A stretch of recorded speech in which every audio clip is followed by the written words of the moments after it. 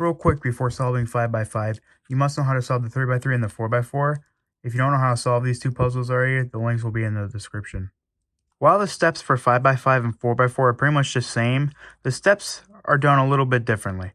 Like the 4x4, the first step is to do the first two centers, white and yellow.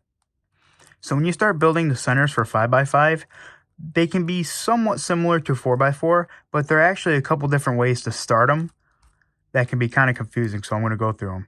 The first sort of way to build your centers is by building lines. So we'll build the middle line first, and then we'll get two corners and an edge. Make another line, and then you got just one more line to put into, where's the white piece? The center. The other way to do a center is to build like a T.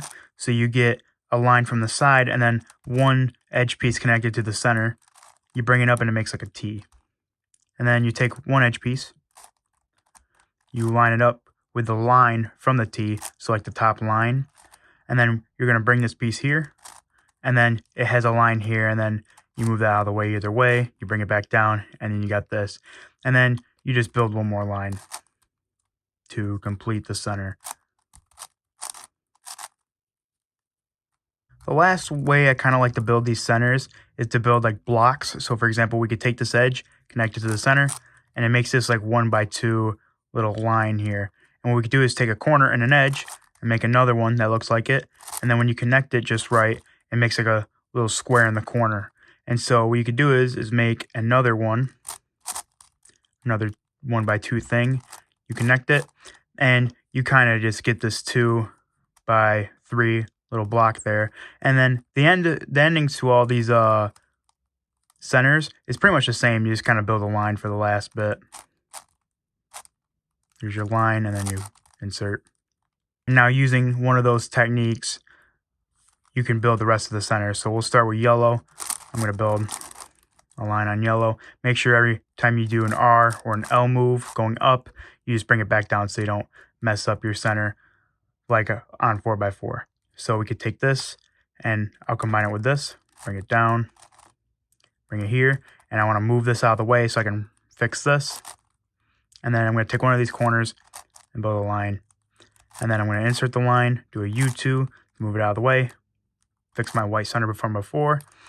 And then your last line for the yellow center right here.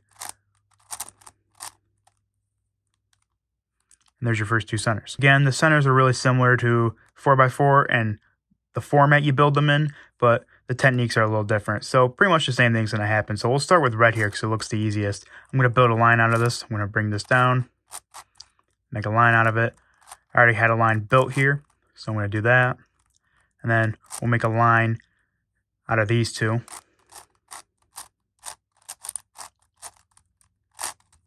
Like that.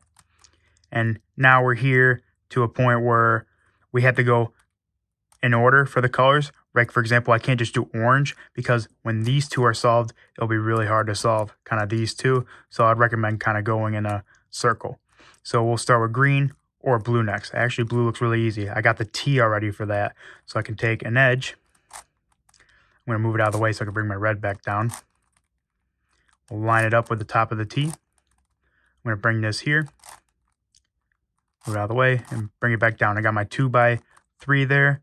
And then we can make a line out of these three pieces. And what I can do is this red is missing. I have to fix it. So what I can do is bring this down like that. And then when I bring it back up, it'll move it up closer to the blue layer. And then kind of the same way as putting the last line in from before. We got orange and green. So again, these two centers are going to be solved at the same time. So I got an orange line here, orange line there. U2, 2x3 is kind of easy. And I'm going to take these two pieces and make a line out of these two. So I'm going to move those to here.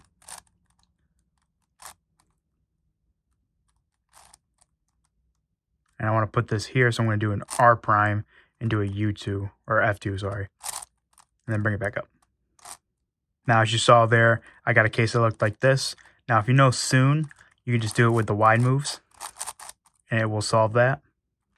Now, if you end up with a case like this, where two edges just need to be swapped, you can kind of bring this edge down here, and then you can take this corner and match it like that to make a 2x1.